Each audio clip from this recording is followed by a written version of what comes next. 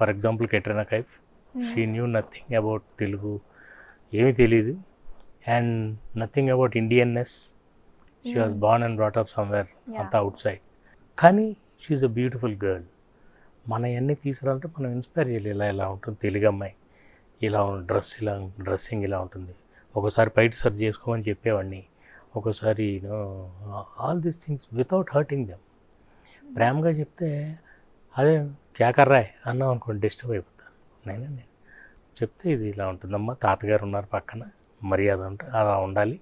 It's not like outside, మన సాంప్రదాయం ప్రకారం. అందుకే మల్లీశ్వర్లో మీకు చూస్తే you will not see Katrina Kaif, you will only see Malleswari.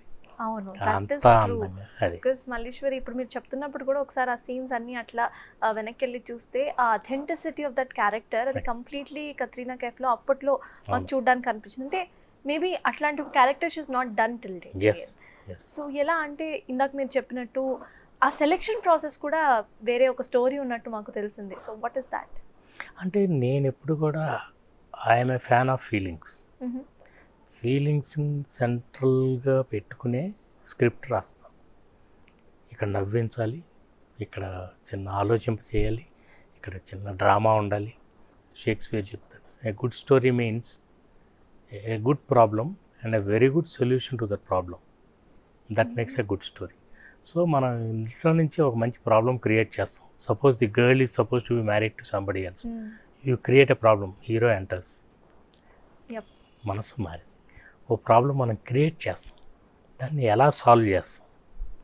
అందుకే ఫైట్స్ గీట్స్ ఇవన్నీ నాకు చాలా ఇష్టం. యాక్షన్ ఫిల్మ్స్ అంటే మీనింగ్లెస్గా ఉండకూడదు, ఎమోషన్ ఉండాలి. ఎమోషన్ ఉంటే ఫైన్. ప్రజెంట్ ఒకసారి ఉషా పరిణయం గురించి మాట్లాడితే, ఇప్పుడు మీరు ఇప్పుడు చెప్పినట్టు చాలామంది యాక్టర్స్తో మీరు వర్క్ చేశారు.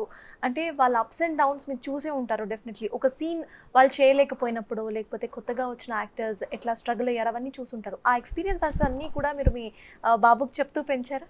యా నేను నిజం చెప్పాలంటే బోల్డెన్ చోట్ల వాడిని ఇన్స్పైర్ చేయడానికి ఎగ్జాంపుల్స్ చెప్తాను.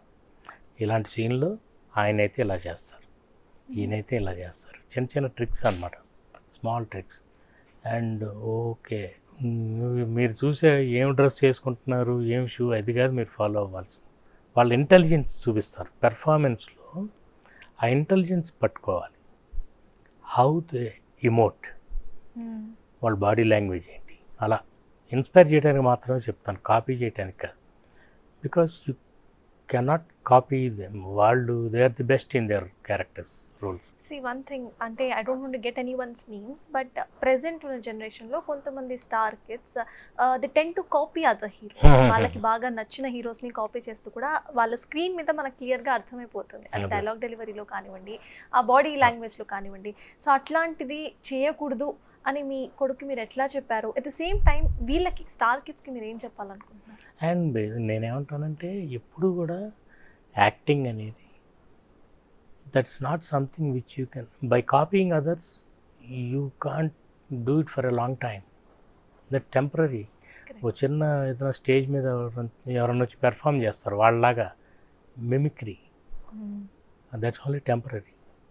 వేరస్ if you have it in you as an actor, if you can ఈ సీన్లో ప్రాపర్గా ఇమోట్ చేయగలిగితే మిమ్మల్ని కెమెరా ప్రమోట్ చేస్తుంది.